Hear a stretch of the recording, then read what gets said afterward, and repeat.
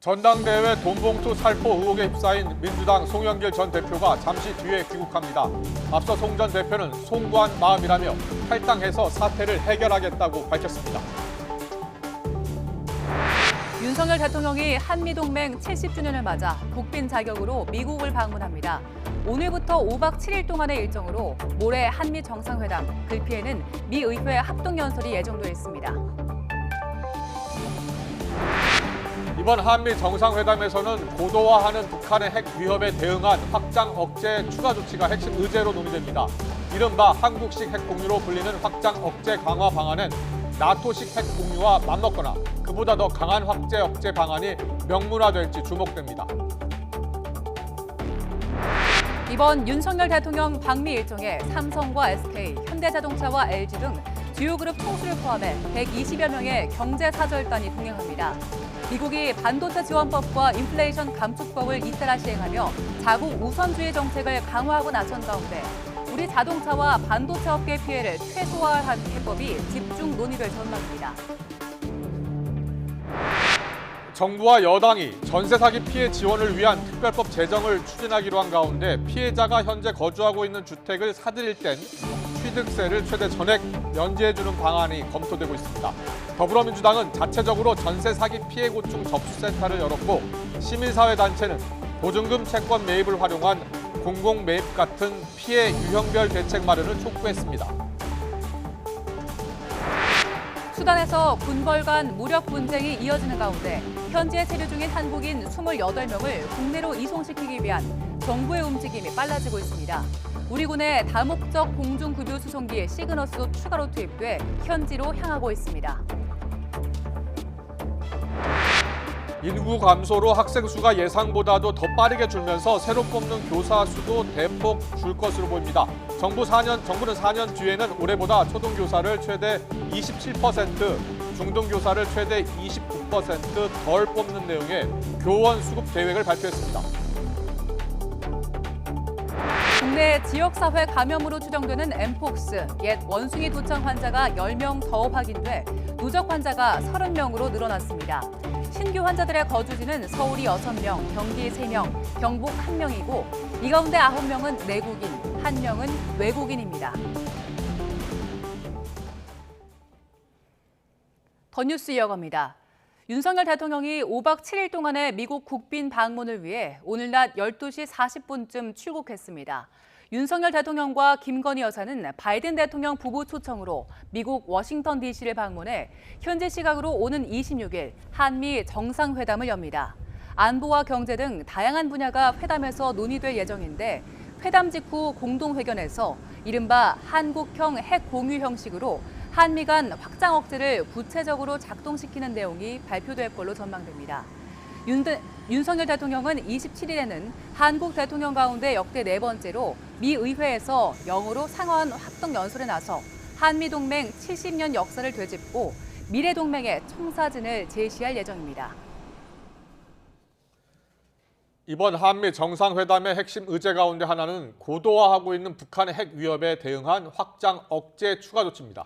미국의 고위 당국자는 대중의 기대와 확장 억제 약속의 현실을 모두 충족할 만한 방안을 논의 중이라고 밝히기도 했는데 이른바 한국형 핵 공유가 어떻게 이루어질지 한현희 기자가 짚어봤습니다. 핵 어뢰에 이어 기습 타격이 가능한 고체 연료 추진 방식의 신형 대륙간 탄도미사일까지 시험 발사하며 핵 능력을 과시하고 있는 북한. 여기에 그치지 않고 실제 사용을 위한 절차까지 마련하며 수위를 높이는 북한의 핵 위협을 실질적으로 억제하는 방안이 이번 한미 회담에서 주요 의제로 논의됩니다. 한미 연합 방위 태세를 더욱 공고히 하고 양국 간 확장 억제를 보다 구체적으로 작동시키는 계기가 될 것으로 기대됩니다. 이른바 한국식 핵 공유로 불리는 확장 억제 강화 방안에는 나토식 핵 공유에 맞먹거나 그보다 더 강한 확장 억제 방안이 담길 전망입니다. 나토처럼 미국 전술핵을 실제로 배치하지는 않지만 공동기획과 공동실행 등 협의의 깊이와 폭을 훨씬 더 강력히 하는 내용을 담겠다는 계획인데 확장 억제 수단을 결정하고 핵 사용을 결심하는 단계에 우리 입장을 반영하는 절차를 명문화할 것으로 보입니다.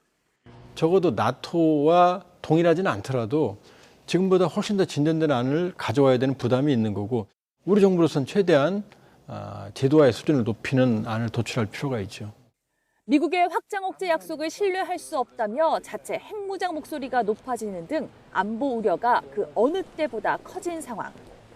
윤석열 대통령은 나토 이상의 강력한 대응을, 미국에선 대중의 기대와 현실을 모두 충족할 조처라는 언급이 나온 만큼 이번 한미 정상회담에서 획기적인 북핵 억제 방안이 마련될지 주목됩니다. YTN 한현입니다. 윤석열 대통령이 민간인에 대한 대규모 공격을 전제로 우크라이나에 대한 무기 지원 가능성을 시사한 가운데 미 국방장관은 러시아가 지금도 우크라이나 민간인들을 공격하고 있다고 말했습니다. 다가오는 한미 정상회담에서 관련 논의가 얼마나 진전될지 관심이 모아지고 있습니다. 김원배 기자의 보도입니다.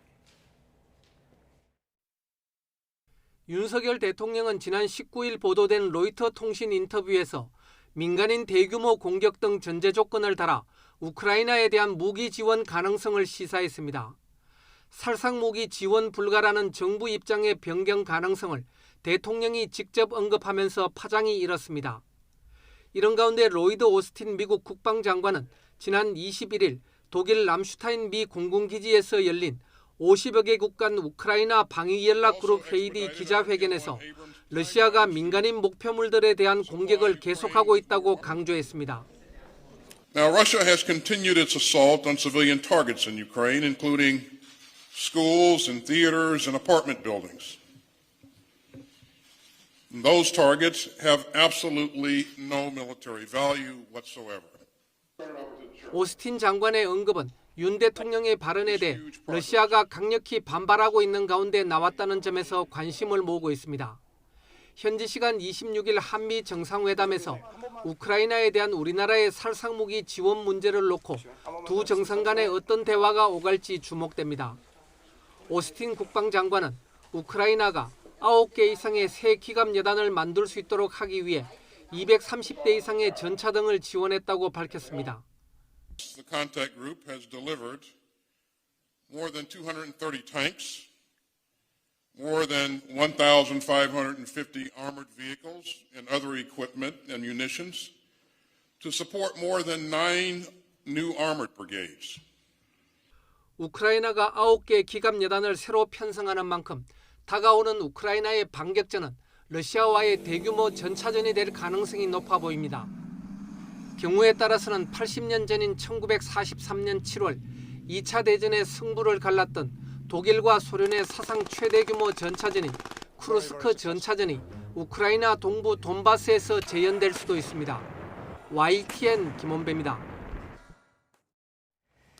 민주당 전당대회 돈봉투 의혹을 수사하는 검찰이 핵심 피의자들의 출국을 금지했습니다. 서울중앙지방검찰청은 최근 윤관석, 이성만 민주당 의원과 강래구 한국감사협회장 등 피의자 9명에 대해 출국 금지 조처를 내린 걸로 파악됐습니다. 이들은 재작년 3월부터 5월 사이 당대표 선거에서 송영길 후보를 당선시키기 위해 현역 의원이나 지역 관계자에게 9,400만 원을 살포하는 데 공모한 혐의를 받습니다. 대장동 비리와 관련한 이른바 50억 클럽 의혹을 수사하고 있는 검찰이 곽상도 전 의원 부자와 관련해서 산업은행, 호반건설에 대한 추가 압수수색에 나섰습니다. 서울중앙지검 반부패 수사 3부는 산업은행, 호반건설에 수사팀을 보내 관계자들 이메일 서버에서 산업은행 컨소시엄 관련 자료를 확보하고 있습니다. 검찰은 앞서 지난 11일에도 호반건설과 부국증권 관계자 사무실 등 10여 곳을 압수수색해 산업은행 컨소시엄 관련 자료를 확보했습니다. 날씨 알아보겠습니다. 오늘 내륙은 대체로 완연한 봄 날씨가 이어지고 있습니다. 하지만 내일은 전국에 봄비가 내리면서 날이 잠시 쌀쌀해진다고 하는데요. 자세한 날씨는 기상센터 연결해서 알아보겠습니다. 윤수빈 캐스터. 네, 기상센터입니다. 네, 오늘은 봄 햇살이 따뜻했는데 내일은 쌀쌀해진다고요? 네, 그렇습니다. 오늘은 따뜻한 날씨 속에 공기도 깨끗해서 야외 활동하기 참 좋습니다. 현재 서울 기온은 20.7도까지 올라 예년 기온을 2도가량 웃돌고 있는데요. 하지만 내일은 전국에 봄비가 내리면서 반짝 쌀쌀한 날씨가 찾아옵니다. 우선 내일 서울 아침 기온은 10도로 오늘보다 3도가량 낮겠고요. 한낮에는 15도에 머무는 등 오늘보다 6도가량 낮아지겠습니다. 비는 내일 새벽 전남 남해안과 제주도에서 시작돼 점차 그 밖에 전국으로 확대하겠습니다. 예상되는 비의 양은 제주도와 경남 해안에 최고 30mm, 강원 남부와 충청 이남 지방은 5에서 10mm가 되겠고요. 서울 등 수도권 지역은 오후 한때 빗방울 정도만 살짝 떨어지겠습니다. 따라서 이번 비가 대기의 건조함을 해소해주지는 못하겠습니다. 특히 중부지방을 중심으로 건조특보가 발효 중인 가운데 바람도 다소 강하게 불고 있어 화재 사고가 우려되니까요. 불씨 관리 계속해서 철저히 해주시기 바랍니다. 내일 아침 기온은 오늘보다 2에서 4도가량 낮겠습니다. 내일 서울 아침 기온 10도, 대전과 대구 9도, 광주도 10도가 예상됩니다. 한낮에는 예년 기온을 4에서 9도가량 밑돌면서 쌀쌀하겠습니다. 내일 낮 기온 서울 15도, 대전 14도, 광주와 대구는 13도가 예상됩니다. 비는 내일 밤이면 대부분 그치겠고요. 이후에는 점차 예년 수준의 봄 날씨를 되찾을 전망입니다. 지금까지 날씨 정보였습니다. YTN 김영수입니다.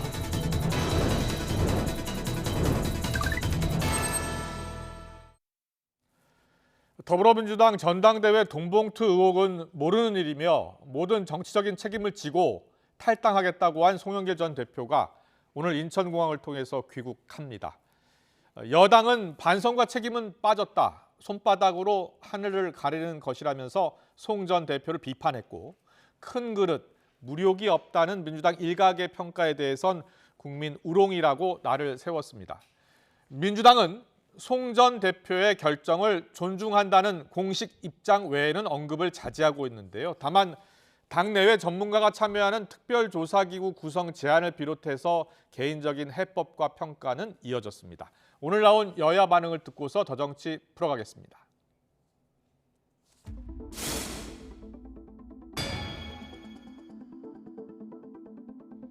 돈봉투 사건과 관련해서 자신은 전혀 몰랐다고 주장하는 것은 그 녹취록에 비추어 볼 때 손바닥으로 하늘을 가리는 것입니다. 진짜 정치인이니 역시 큰 그릇이니 물욕이 없다느니 무소의 불처럼 혼자서 가라느니 하는 소리가 나오는 것은 국민을 우롱하는 처사로밖에 볼 수 없습니다.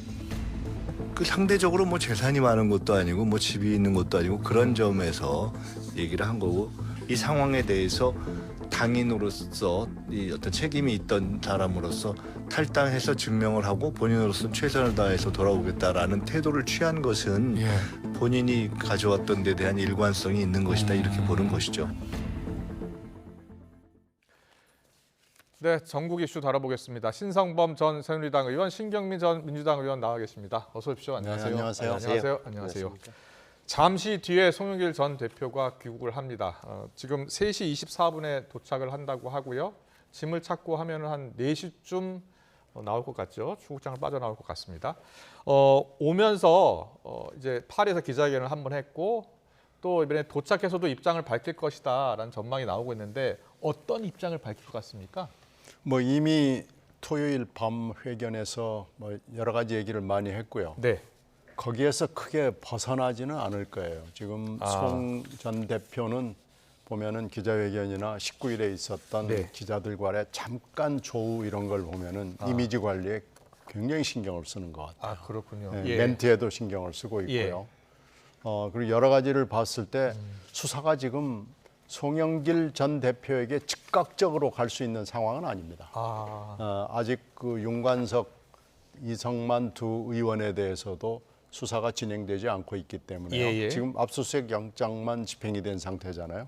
그러니까 아무래도 송 전 대표는 그 이후에 본격적인 수사가 진행될 것으로 지금 보이기 때문에 일단 지금 당장은 파리에서 밝혔던 여러 가지 몇 가지 입장 거기에 머물 것으로 보입니다. 그때 밝혔던 입장은 돈봉투 뿌려졌다는 의혹은 모른다. 그리고 저와 함께 했었던 사람 괴롭히지 말고 바로 소환해달라 이런 입장 밝혔고 그 정치적 책임을 지고 책임지겠다. 탈당을 하겠다 이렇게 이야기를 했는데 오늘은 어떤 입장을 밝힐지. 근데 일단 신영민 의원께서는 크게 말을 지금 아끼고 있기 때문에 다른 발언을 할 가능성은 낮다 이렇게 보시는 거죠. 다른 발언을 하면은 바로 족쇄가 된다는 것을 본인이 너무 잘 알고 있죠. 그렇군요. 자, 알겠습니다. 그런데 송영길 전 대표가요, 정치적 책임은 언급했지만 법적 책임 등 다른 문제에 대해서는 일체 관련이 없다 이렇게 주장하고 있거든요. 파리에서 전화 통화도 하고 언론 기사 검색을 통해서 어느 정도 검찰 수사의 흐름을 파악하고 있는 거죠. 그러니까 나온 걸로 봐서는 송영길 전 대표는 이른바 자신의 법률적 책임, 쉽게 이야기하면 형사처벌 받을 가능성에 대해서는 자신을 하고 벗어나갈 수 있다. 네. 생각하고 있겠죠. 예. 무슨 뜻이냐면 증거가 없잖아. 그러니까 강래구와 이 부총장 이정근 씨 간의 녹취록 외에 내가 알았거나 지시했거나 돈봉투 작업을 그럴 만한 새로운 확정된 물증은 없는 것 아니야? 없을 거라는 판단하에 자신에게 저렇게 이야기를 하는 거다. 그래서 빨리 나를 검찰로 불러달라는 것은 검찰이 채비를 하기 전에 아예 내가 나가겠다는 취지인데 뭐 말씀하신 대로 모든 다른 사람 조사한 마지막 순서에 송영길 전 대표를 검찰에 부르겠죠. 검찰이 바보가 아닌 이상. 그렇게 되면 갖고 있는 증거, 그다음에 녹취록에 나오는 이 내용을 토대로 또한 주변 사람들의 진술을 갖고 송영길 전 대표를 엄청나게 검찰이 그 허점을 파고들 텐데 송영길 전 대표가 마지막으로 기대할 수 있는 것은 그래도 물증은 없잖아. 라는 점이 될 거예요. 알겠습니다. 송영길 전 대표가 지난주 초에는 조기 귀국에 대해서 언급을 자제했었잖아요. 그렇죠. 일정 7월까지 마치고 귀국할 것이다라는 입장이었었는데 탈당도 언급했고 조기 귀국도 하는 겁니다. 지금.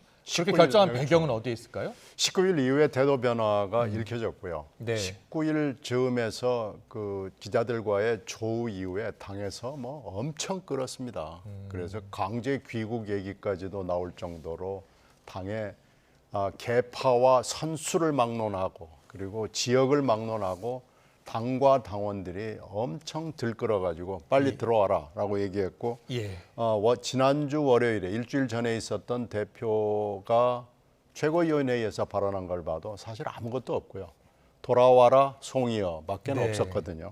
그러니까 그것을 이행하지 않고는 도저히 견딜 수가 없고요. 또 하나는 현실적으로 검찰 수사를 봤을 때 만약에 이번에 즉각 귀국을 거부하고 뭐 천천히 돌아가겠다.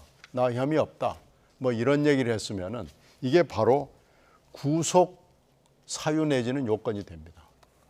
그렇기 때문에 법을 잘 아는 송영길 전 대표의 입장에서는 일단 즉각 들어가고 이미지 관리하면서 모든 책임은 나한테 있다. 단 정치적, 도의적 책임이고 난 몰랐다. 이 얘기를 하면서 이미지 관리하면서 즉각 귀국하면서 법적 리스크를 줄여가는 거죠. 그렇군요. 자, 송영길 전 대표의 결정을 두고서 당내에서는 여러 결의 목소리가 나오고 있습니다. 박범계 의원에 이어서 이상민 의원의 목소리 듣고서 더 이야기 나누겠습니다. 주어진 한계가 있지만 실체에 접근하려는 노력, 그러려면은 특별조사기구가 필요하죠. 그냥 검찰의 수사에 맡겨놓으면 수사의 시점도 검찰이 고르게 되는 거고 수사를 언제까지 할 거냐는 것도 엿가락 늘어지듯이 수사기간이 늘어질 수도 있거든요. 내 외부의 전문가들을 통한 조사기구가 좀 필요하다고 봅니다. 이런 사건이 터지면 당 지도부가 나서서 척결하겠다. 철저히 성역 없이 조사해서 응분의 책임을 엄히 묻겠다. 이건 기본 매뉴얼인데 왜 매뉴얼을 안 하는 겁니다. 그거 못하겠으면 지도부 사퇴하라 그 말씀이십니까? 당연히 그 자리에 있어야 될 이유가 없다고 저는 봅니다. 네, 지난주 송영길 전 대표의 파리 인터뷰 이후에 여러 이야기가 나오고 있는데 박지원 상임고문은 역시 큰 그릇이다, 송영길 이런 평가를 했고 김민석 의원은 무료기 저금을 보장한다 이런 표현을 했어요. 이를 놓고서 국민의힘은 오늘 강하게 비판을 했습니다. 어떻게 들으셨어요? 정치인이 무력이 있는 사람이 얼마나 있겠습니까? 그래도 적어도 외형적으로 봐서는 이른바 정치 자금을 쓰더라도 그것을 사용, 그러니까 자신의 재산 정식을 위해서 인마이 포켓 안 하고 나는 공적으로 쓴다는 취지로 이야기를 하는 거겠죠. 근데 그게 의미 없는 그런 분석인 거고, 제가 보기에는 왜 저 핵심적인 문제, 당내에서 당내 조사기구를 민주당에서 왜 안 만들려고 하느냐, 이재명 대표는 왜 저걸 끓여야 할까, 저 부분인데 저게 관행과 내부를 가장 잘 아는 당내 사람들끼리 조사를 하게 되면 모든 게 드러나게 돼 있어요. 왜? 형식과 이런 걸 다 알기 때문에 불러서 조사하면 진짜 객관적인 조사기관이 만들어서 하게 된다면 굉장히 검찰보다 더 현실적으로 파고든다. 돈 봉투는 어떻게 만들었고 어디에서 생기고 뭐 대의원 단위까지 이렇게 진행되면 걷잡을 수 없는 거로 갈 거라고 공포감을 갖고 있는 거예요. 이럴 때는 차라리 외부인 검찰이 적절하게 당 내부를 모르기 때문에 검찰에게 맡겨놓자 하는 결론을 이미 내리고 있는 거예요. 그래서 당내 조사기구는 굉장히 위험한 거예요. 누구한테 어떻게 맡길 겁니까? 이런 문제가 있어서 말하는 거라고 보는 거고. 이게 관행이라는 표현이 왜 그러냐면은 뭐 저희 국민의힘은 전신 때 2008년도 제가 초선 의원 시절 그 언저리에 전당대회가 있었고, 저는 그걸 몰랐습니다만 내가 내막적으로 보니까 돈봉투가 오간 사실이 2008년 한나라당 전당대회 돈봉투 말씀하시는 거죠? 4년 뒤인 2012년도에 어떤 분의 폭로로 시작된. 그래서 그 이유는 제가 보는 저희 지금 여당 국민의힘 계열에서는 전당대회에서 돈봉투 이런 문제는 아예 누구도 꿈도 못 꾸고 줄 수도 없고 받지도 못하는 그런 상황이 됐어요. 그때 한나라당이 돈봉투 의혹 관련해서 검찰 수사 들어갔었고 자체 조사를 했었나요? 아마 자체 수사 안 했어요. 바로 수사 의뢰를 해가지고 그때 국회의장께서 기소가 돼가지고 유죄 판결 받았던. 그런데 민주당 어쩌면 이런 잘못된 관행이 쭉 옛날 정당사에 뿌리가 좀 달라서 남아 있던 게 드러난 거예요. 그러니까. 신경민 의원께서는 어떻게 들으셨어요? 신성범 의원은 더 큰 게 밝혀질 수도 있다. 자체 조사를 하게 될 경우에는. 그래서 머뭇거리고 있는 것 아니냐라는 이야기이신데, 이소영 의원 같은 경우에는 전수조사 필요하다는 이야기를 했었고, 오늘 박범계 의원도 당 내외의 전문가가 참여하는 그런 TF를 만들어야 한다, 이렇게 지적을 했거든요. 전당대회 돈 봉투는 저는 경험이 없습니다. 저도 전당대회를 여러 번 치러봤는데 저한테 돈을 주겠다고 온 사람도 없었고 돌아다닌다는 얘기를 들어본 적은 일반 없는데, 국민들 다 그렇게 생각하고 있었죠. 이제 뭘 조사해봐야 알겠지만요. 기본적으로 이런 정도의 대형 사건 사태가 나왔다 그러면은 기초 사실 확인하고 대책을 마련하기 위한 기구는 필요합니다. 이건 누가 당 대표를 하든지 필요하고 여기서 결정해야 될 건 굉장히 많아요. 관련자들이 이렇게 기초조사나 검찰 수사를 통해서 드러나면 이 사람들 어떻게 할 거냐? 출당할 거냐? 탈당 권유할 거냐? 이거 결정해야죠. 그리고 당이 고발을 해서 수사 협조할 거냐? 이거 결정해야죠. 그리고 또 하나는 만약에 체포동의안이 온다 그러면은 이 특권을 포기할 거냐 말 거냐? 이거 결정해야 됩니다. 그리고 더 중요한 게 하나 있어요. 즉각적으로 해야 될 게. 함구령을 내려야 됩니다. 지금 변명하거나 두둔하는 사람이 시리즈로 나와요. 보세요. 정성호, 서영교, 장경태, 우상호, 박홍근, 박성준 이렇게 나오고 있습니다. 그리고 지금 찬송가를 파리 회견 이후에 찬송가 부르는 사람이 박지원, 김민석이 나왔어요.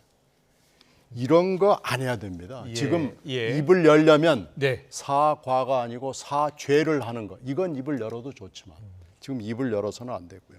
그리고 장기적으로는 당 개혁과 당 전당대회를 어떻게 개혁할 것인가를 연구하는 단위가 지금 필요합니다. 민주당 지도부는 자체적으로 조사하는 방안에 대해서 잠깐 이야기가 됐다가 중단한 것 같던데요? 이건 선택의 문제가 아닙니다. 이건 무조건 해야 됩니다. 지금 그걸 지금의 지도부가 이재명 대표가 안 하고 있는 겁니다. 자, 잠시 뒤에 송영길 전 대표가 귀국을 하는데요. 귀국을 하고 나서 어떤 입장을 밝힐지 저희가 이제 중계차가 나가 있기 때문에 송 전 대표가 귀국하면 바로 연결을 하겠습니다. 오늘 나온 리얼미터 여론조사 보겠습니다. 윤석열 대통령 지지율이 3주째 하락세를 보이고 있습니다. 지지율이 긍정 32.6, 부정 64.7입니다. 자, 미디어 트리븐 조사 의뢰로 리얼미터가 조사한 건데요. 또 정당 지지율도 볼까요? 더불어민주당 45.7, 국민의힘 34.5 이렇게 나왔습니다. 민주당은 지지율이 3%가량 하락했고요. 네. 국민의힘은 거의 비슷합니다. 33.9에서 34.5입니다. 자, 지지율에 대한 평가를 두 분께 듣겠습니다. 제 눈에 띄는 데는 바로 저 정당 지지율이에요. 그러니까 민주당이 굉장히 올라갔다가 오차 범위 아니긴 하지만 때로는 오차 범위 바깥에서 국민의힘을 앞서다가 예. 한 주 사이에 저 4월의 둘째 주보다는 3.1%포인트 떨어졌단 말이에요. 예. 저 대목이 민주당이 결국은 이 돈봉투 의혹 문제에 직격탄을 맞은 거다. 자신들의 민주당의 논리대로라면 윤석열 네. 대통령과 이 정부가 잘하는 게 없는데 네. 저렇게 자기들 안 올라오고 오히려 더 떨어졌다는 대목. 국민의힘은 오히려 좀 지지자생 결집에 있는 그런 효과가 있는 거고 예. 저 대목이 가장 아프게 봐야 된다. 물론 네. 윤석열 대통령의 지지율 너무 좋지는 않아요. 하지만 제가 보기에는 오늘부터 국빈 방문을 마치고 오면 외교 성과가 그나마 조금 더 보여진다면 좀 뭐 반등할 기미는 보일 텐데 네. 저 대목 정당 지지율은 특히나 민주당으로서 아픈 대목 아닌가 싶습니다. 네, 신경민 의원께서는 주목되는 여론조사 결과는 어디였습니까? 국힘당, 민주당 다 지금 내려간 거죠. 그리고 윤 대통령 지지율도 지금 내려간 거고요. 지금 국힘당, 민주당 뭐 할 거 없이 윤 대통령 포함해서 모두 다 국민들로부터 저버림을 받고 있는 거죠. 그리고 특히 예. 민주당 경우에는 이 돈봉투 사태가 예. 금방 하루 이틀 몇 주일 안에 끝나지 않습니다. 이건 몇 달 갈 사안이기 때문에 이건 굉장히 심각한 사안으로 받아들여야 되고요. 네. 이것을 민주당이 어떻게 대응해야 될지 고민을 해야 되는데 지금 하고 있는 걸로 봐서는 아무것도 안 하고 있는 거고요. 송 대표가 지금 오늘 돌아오는 건데 이 돌아오는 것은 사실 사태의 첫 번째 단계 중에 일부분일 뿐입니다. 앞으로 굉장히 많은 일들이 예상이 되고 있기 때문에 예. 지금이라도 대비와 이런 것을 본격적으로 원칙적으로 했으면 좋겠습니다. 네, 무엇보다도 당내 조사기구가 출범해야 그렇죠. 된다는 목소리시고요. 네, 알겠습니다. 당이 어떤 결정을 할지는 좀 더 지켜보고요. 윤석열 대통령 이야기 좀 해보겠습니다. 윤석열 대통령이 한미동맹 70주년을 맞아서 국빈으로 미국을 방문하죠. 근데 여야가요, 출발 전부터 공방을 벌이고 있습니다. 여야 대표 목소리 듣고 오겠습니다.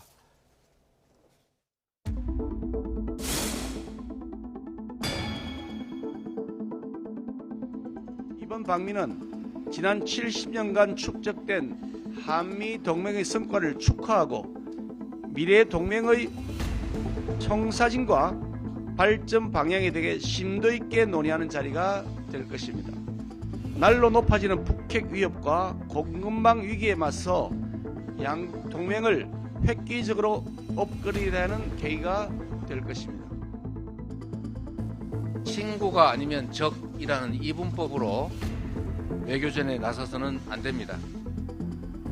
국익이 우선이어야 합니다. 혹독한 실패로 끝난 일본 퍼주기 외교를 반면교사로 삼아야 합니다.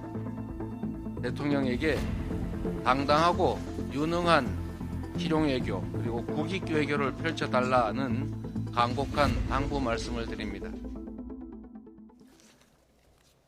여당은 기대하고 있지만 야당은 우려하고 있는 그러한 모습인데요. 윤석열 대통령 지지율이 앞으로 방미 성과에 따라 조금씩 변화가 있을 것이다라고 하셨잖아요. 그렇죠. 예. 그런데 윤석열 대통령이 해외 순방 갔다 오면 지지율이 떨어지더라고요. 예. 그런 이제 순방 리스크라는 말도 나오는데 네. 조심스럽죠. 뭔가는 가져오지 않을까. 성과가 뭘까. 그러니까 이번 국빈 방문이라는 게 중요하죠. 그러니까 여러 가지 정상의 외국 방문 형식 중에 국빈 방문이 최고라는 걸 알잖아요. 무슨 사적 방문도 있고 실무 방문도 있고 공식 방문도 있는데 국빈 방문 최고다 수준이다. 뭐냐면 예. 우리나라도 지금까지 많은 대통령이 있었지만 6명이 미국에 국빈 방문을 했다고 돼 있어요. 지금. 예. 이승만, 박정희, 김영삼, 김대중, 노태우, 그다음에 이명박 예. 대중까지 6명인데 그만큼 이제 대접은 융숭하게 받는데 네. 미국 국회 합동 양원, 상하원 연설을 성과가 뭐냐 이 부분을 국민들은 볼 거란 말이에요. 적어도 제가 보기에는 안보 문제에 관한 한 흔히 하는 말로 전략 자산 전개니 핵 확산, 핵 확장, 네. 우산을 더 크게 단단하게 한다. 이런 어떤 레토릭, 정치적 수사 외에 실제적으로 국민들이 보기에 미국이 우리를 북한의 핵 위협으로부터 확실하게 지켜주겠구나라는 보장을 네. 어떻게 받아오느냐 말이에요. 심지어는 지금 북한의 생각은 미국 워싱턴이나 뉴욕을 자신들의 핵미사일로 공격하면 미국이 손을 떼게 만들겠다는 게 그 무서워서 손을 떼게 만들게 종직 계산이라면 미국의 각오가 어느 정도냐. 예. 그 이야기를 문서든 양쪽 대통령의 성명이든 뭐 받아야 되는 거 문제 하나. 네. 두 번째는 지금 미국과 중국의 헤게모니 갈등 과정에서 우리 경제력, 미국이 완전히 이제 새롭게 세계 경제판을 짜고 있으니까 여기에 한국 기업이, 한국 경제가 어떻게 그 공급망 속에 들어갈 수 있느냐. 네. 미국에 우리하고 어떻게 하자는 거냐. 이 두 부분. 안보와 경제, 어떤 성과가 구체적인 나와야 성과가 나와야 한다. 나와야 되죠. 말씀이시고요. 신규민 의원께서도 좀 예상해 주세요. 어떤 성과를 가져와야 된다고 보세요? 뭐 구체적으로? 안보에 대한 것은 이미 여러 번 미국 외교와 국방장관들을 통해서 나온 거예요. 확장 억제를 어떻게 현실적으로 강화하고 상시적으로 할 수 있을 것이냐 하는 얘기를 할 거예요. 예. 이건 뭐 예정된 건데 문제는 경제인데 네. 경제는 이게 EU국하고의 이퀄 트리트먼트, 동등 대우가 있기 때문에 쉬워 보이지 않습니다. 그래서 우리가 요구는 많이 하겠지만 별다른 성과를 가져오기 힘들고요. 인플레이션 감축 법안이라든지 반도체법 그렇죠. 말씀하시는 겁니다. 그건 EU국과의 형평성 문제가 있거든요. 그래서 한국만 예외적으로 해서 너네 해줄게 이렇게 미국이 나오기는 대단히 어렵고 이건 뭐 의회도 관련돼 있고 그래서 그렇게 쉬워 보이지가 않고요. 근데 지금 이 대통령이 얘기하는 걸 가만히 국제 정치에 대해서 얘기하고 그 대통령의 얘기를 받아서 국힘당 의원들이 하는 얘기를 들어보면요. 지금 시대가 2023년인데 천자문 국제 정치를 하고 있는 것 같아요. 천자문 국제 정치. 그러니까 아니 지금 시대는 뭐 디지털 시대로 가 있는데 옛날 얘기하고 있는 거예요. 하늘천 따지하면서 천자문 국제 정치를 하면서 나를 따르라 그러고 원샷 외교를 하는데 이렇게 외교를 해서는 안 됩니다. 외교가 지금 쉬운 게 아닙니다. 외교는 절대 쉬운 영역이 아니고요. 우리나라가 개방형 통상 산업 국가고 분단 국가고 이런 여러 가지 특수성이 있고 역사성이 있는데 뭐 자유 강조하면서 뭐 이렇게 얘기하면서 적당히 넘어갈 수 있는 분야가 아니에요. 외교는 생사 생존의 문제라는 것을 대통령이 이번에 좀 가서 절실하게 미국에 느낄 수 있는 대목이 있거든요. 좀 느끼고 왔으면 좋겠어요. 그러면은 비행기 리스크나 순방 리스크가 줄어들 거예요. 근데 그렇지 않고 계속해서 천자문 국제정치식의 인식을 가지고 또 국민들에게 와서 같은 보고를 하면 저는 별로 그렇게 순방의 프리미엄이 없을 것 같습니다. 네, 과연 한미 정상회담을 통해서 무엇을 얻을 수 있을지 그 여부와 관련해서는 안보 부분은 모르겠습니다만 경제는 쉽지 않을 것이다라고 이렇게 이야기해 주셨고요. 유승민 의원 같은 경우에는 윤 대통령의 로이터 인터뷰 관련해서 이 대만 발언한 거 중국이 보복할 가능성이 충분히 있다라고 이야기를 했습니다. 자, 중국의 경제 보복 가능성에 대해서는 어떻게 보세요?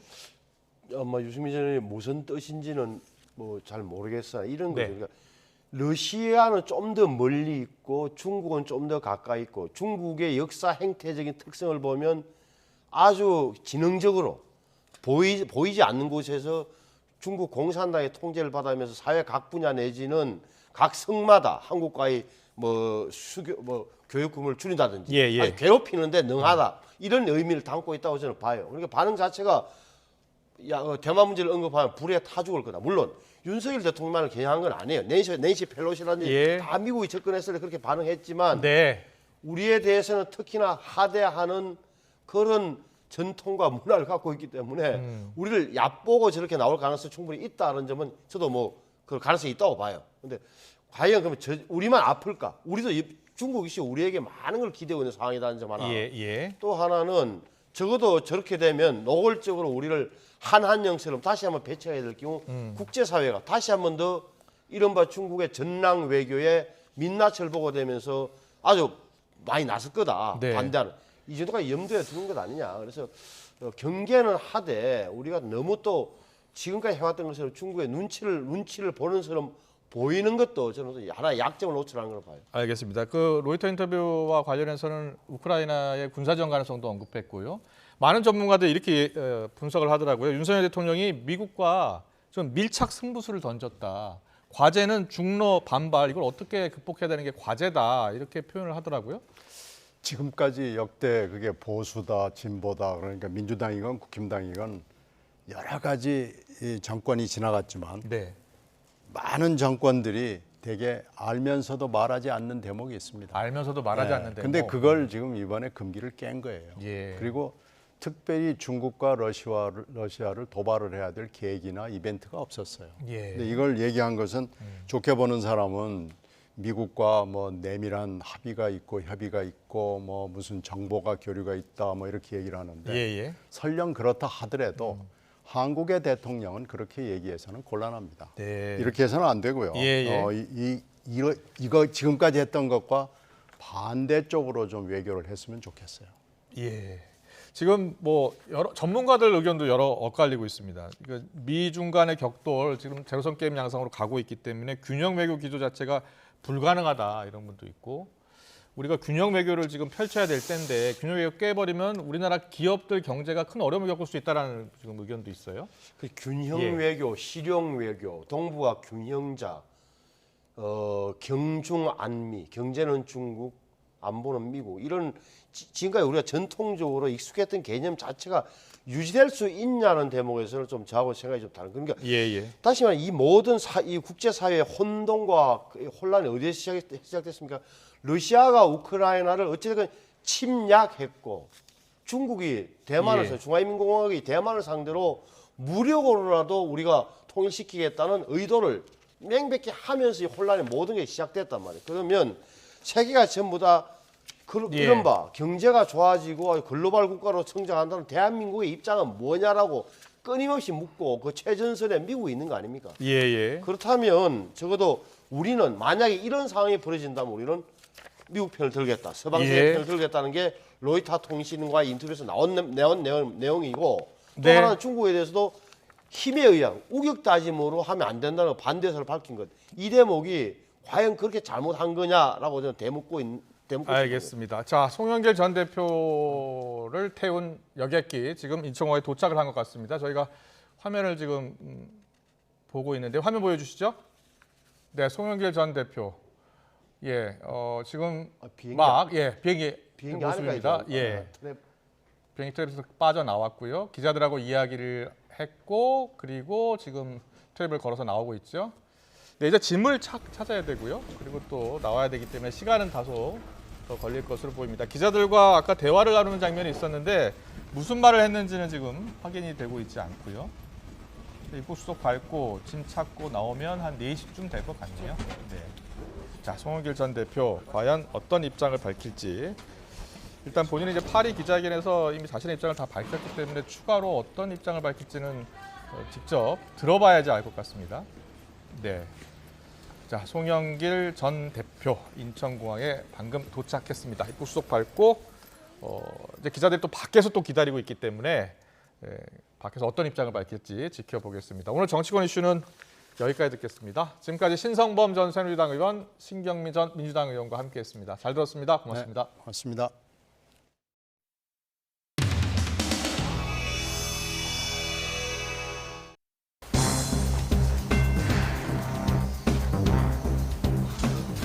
여기서 말입니까?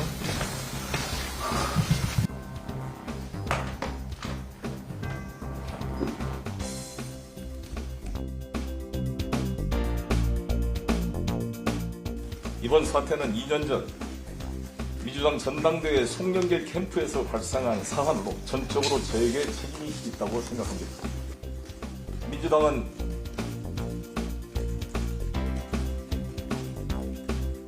단순한 정당이 아니라 대한민국의 민주주의와 민생 평화를 지키는 보루입니다.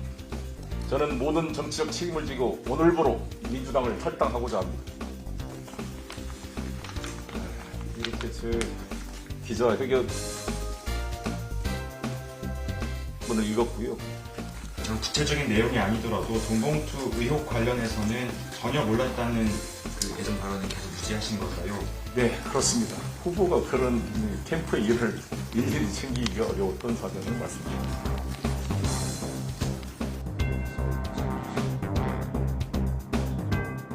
떠들썩한 기자회견을 자처했던 송영길 전 대표였지만 그저 상황을 모면해버리는 핑계와 꼼수만이 가득한 듯한 한편의 국민 분노 유발극이었습니다. 어떤 의도에서 좀 보내졌다고 보실까요? 전형적인 꼬리 자르기식 탈당입니다. 본인의 결백함을 드러내려는 일종의 헐리우드 액션이다 이렇게 보고 있습니다. 제가 귀국하면 검찰은 저와 함께했던 사람들을 괴롭히지 말고 바로 저를 소환해 주실 것을 부탁드립니다. 말씀하신 것 중에 검찰에서 좀 과도한 수사를 한다고 말씀 주셨는데 정치 탄압이라고 보시나요? 검찰의 수사에 대해서 할 이야기가 많지만 그거는 책임을 국민 앞에 토론하고 사죄를 하는 그런 자리입니다. 다시 한번 국민 여러분, 당원들 여러분께 송구하다는 말씀을 드리겠습니다. 그러면 내일 출국했다가 다시 들어오실 수도 있는 건가요?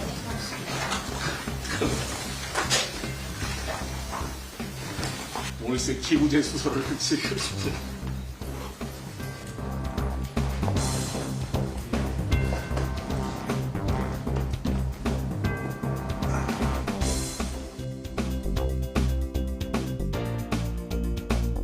얘기를 했는데 충분히 납득할 만한 설명이나 해명이라고 생각하시는지. 좀 책임 있는 자세로 검찰 수사나 이런 것에 응하는 것은 실체 규명을 위해서 매우 필요하고 또 도움도 되리라고 생각합니다.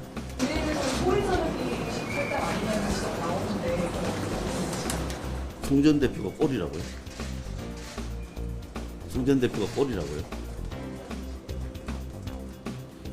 그건 이해가 안 되는데요.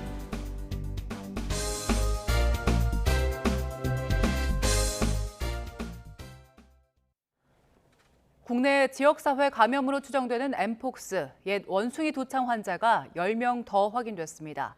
질병관리청은 지난 20일 국내 20번째 엠폭스 확진 환자 발표 이후 10명의 환자가 추가로 발생해 누적 환자는 30명이라고 밝혔습니다. 신규 환자들의 거주지는 서울이 6명, 경기 3명, 경북 1명이고 이 가운데 9명은 내국인, 1명은 외국인입니다. 신규 확진 환자들은 격리 병상에서 입원 치료 중으로 전반적인 상태는 양호한 걸로 알려졌습니다.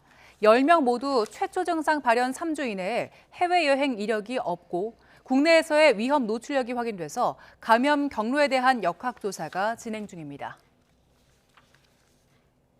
무력 분쟁이 이어지고 있는 수단에 체류하고 있는 한국인들은 현재 안전한 상태인 것으로 확인됐습니다. 남궁환 주 수단 대사는 오늘 아침 YTN과의 통화에서 수단 하루툼의 현지 대사관에 모여 대기 중인 한국인 28명 모두 안전한 상태라고 밝혔습니다.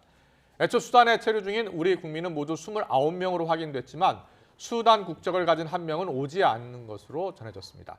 현지에 투입된 우리 요원들이 철수작전을 지원하고 있고 국민의 안전과 직결된 사항인 만큼 외교부는 신중을 기하면서 정확한 이송 경로 등은 공개하지 않고 있습니다. 오늘부터 시중은행 전세자금 대출을 받은 전세 사기 피해자가 살던 집에 계속 사는 경우에는 저금리 대출로 갈아탈 수 있습니다. 오늘 우리은행을 시작으로 연 1.2에서 2.1% 금리로 최대 2억 4천만 원, 보증금 80% 이내 한도로 대출받을 수 있습니다. 전세 보증금은 3억 원 이하이고 전용 면적은 85제곱미터 이하, 연소득은 7천만 원 이하여야 합니다. 지금까지 전세 사기 피해자들은 다른 전셋집으로 이사할 때만 저리 전세 대출 지원을 받을 수 있었고 직장이나 학교 문제로 이사를 하지 않는 피해자는 지원 대상이 아니었습니다. 다음 달부터는 국민, 신한, 하나은행과 농협도 대환 대출 접수에 나섭니다. 네, 학생 수가 예상보다도 더 빠르게 줄면서 새로 뽑는 교사 수도 대폭 줄 것으로 보입니다. 정부가 내년부터 2027년까지의 교원 수급 계획을 발표했는데 4년 뒤에는 올해보다 초등교사는 최대 27%, 중등교사는 최대 29% 덜 뽑는다는 내용입니다. 교사와 예비교사들은 반발하고 있습니다. 취재기자 연결합니다. 장하영 기자. 네, 사회 2부입니다. 네, 정확히 얼마나 줄일 것 같습니까? 네, 정부가 발표한 교원 수급 계획에 따르면 오는 2027년에는 올해보다 최대 30% 가까이 줄어듭니다. 내년부터 1년에 300~400명씩 줄이겠다는 계획인데요. 이 계획대로면 초등학교 교사는 4년 뒤 최대 27%까지, 중고등학교 교사는 최대 29%가 줄어듭니다. 학령 인구 감소가 가장 큰 원인인데요. 2021년 통계청 장래 인구 추계를 보면 2027년 초등학생이 올해보다 22% 감소하고 10년 뒤인 2033년에는 44%인 약 100만 명이 줄어듭니다. 예상보다도 훨씬 빠른 속도입니다. 교육부는 이 밖에 2022 개정 교육과정에 따라 2025년부터 2배 수준으로 확대되는 정보교과 수업 운영을 위해 정보교과 교사를 대폭 늘리고 초등학교 1, 2학년을 대상으로 학습 지원 담당 교사를 추가 배치해 기초학력 향상을 지원하겠다고 밝혔습니다. 네, 교육계 반응은 어떻습니까? 반발하고 있습니다. 특히 교대에서 공부하고 있는 예비교사들의 반발이 거센데요. 초등학교 교사의 경우 올해 3,500여 명을 뽑아 가장 많이 선발했던 지난 2014년 7,300여 명보다 이미 절반 이상 줄어든 상황입니다. 이렇게 신규 채용 규모가 줄면서 지난해 초등교원 임용시험 합격률은 9년 만에 50% 밑으로 떨어졌습니다. 교육부는 올해 우리나라의 교사 1인당 학생 수가 초등학교의 경우 15.4명으로 2020년 OECD 평균보다 1명 많고 중고등학교는 11.8명으로 2020년 OECD 평균보다 2명 적다고 설명했는데요. 교사 1인당 학생 수가 아니라 학급당 학생 수 기준으로 교원 수급 계획을 세워야 한다는 게 교사들 주장입니다. 정부 계획대로 교사를 대폭 줄이면 대도시의 과밀 학급은 방치되고 소규모 학교 소멸은 가속화한다는 겁니다. 교사단체와 예비교사들은 교육부가 평균의 함정에 빠져 있다며 현장에서의 괴리를 없애려면 실질적인 학급당 학생 수 20명 상한제를 둬야 한다고 주장하고 있습니다. 지금까지 사회 2부에서 YTN 장하영입니다. 네, 중부 유럽 핵심 국가인 폴란드가 인천공항을 모델로 수도인 바르샤바 인근에 신공항 건설을 추진하고 있습니다. 중동부 유럽의 허브 공항이 목표인데 인천공항은 새로운 사업 동력으로 보고 전략적 운영 파트너로 참여를 추진하고 있습니다. 이승윤 기자입니다. 수도 바르샤바에서 30여 킬로미터 떨어진 바라노프. 폴란드는 이곳에 기존 바르샤바 공항을 대체하고 유럽 중동부 허브 역할을 할 4천만 명 규모의 신공항 건설을 추진 중입니다. 인천공항이 모델입니다. 지난 2019년 우리나라의 사업 참여를 요청했고 2021년 두 정부와 공항 공사 간 MOU가 체결됐습니다. Podpisanie współpracy z koreańskim lotniskiem Incheon wprowadza budowę CPK w zupełnie nowy etap realizacji. 유럽은 국제 여객이 연간 9억 명에 달하는 세계 최대 시장입니다. 그런 만큼 신공항이 오는 2029년 개항하면 성장세가 높을 것이란 전망입니다. 중동부 유럽에 경쟁 허브 공항이 없어 기존의 바르샤바 공항이 연평균 13.8% 성장해 왔고 우크라이나 전쟁이 끝나면 재건 특수도 기대되기 때문입니다. 인천공항은 15조 원 규모의 신공항 건설 사업에 전략적 운영 파트너로 단독 참여를 추진하고 있습니다. 공항 운영 의견 개진과 우선적 의결권 행사로 경영 참여까지 노리고 있습니다. 이에 오는 6월 투자 협약을 체결하고 지분의 12.5%인 7,500억 원을 투자한다는 계획입니다. 이미 잠재적 협력사에 국내 건설사 3곳이 포함되는 등 우리 기업의 동반 진출도 가능해질 전망입니다. 하지만 KDI는 사업성을 낮게 보고 있습니다. 신공항이 고속철도와 연결돼 항공 수요 유출이 일어날 수 있다는 겁니다. 인천공항공사는 배당 수익으로 2035년 이후 9년 만에 투자금을 충분히 뽑아내고 부가 수익도 창출할 수 있다며 적극 소명한다는 방침입니다. 오히려 고속철도가 연결됨으로써 고속철도에 이어지는 그 부분까지의 그 항공 수요가 그 공항을 중심으로 늘어나는 것을 좀 실증적으로 파악을 하고 있습니다. 인천공항이 국내에서 벗어나 신성장 동력으로 활용할 이번 사업에 성공적으로 참여할 수 있을지 주목됩니다. YTN 이승윤입니다. 네, 인천공항에 도착한 송영길 전 대표 조금 전 입국수속을 마쳤다는 소식이고요. 이어지는 뉴스 시간에 자세히 전해드리겠습니다. 이슈를 더 쉽게 전해드리는 더 뉴스, 내일은 더 준비하겠습니다. 네, 잠시 뒤에는 뉴스큐가 방송됩니다. 시청해주신 여러분 고맙습니다.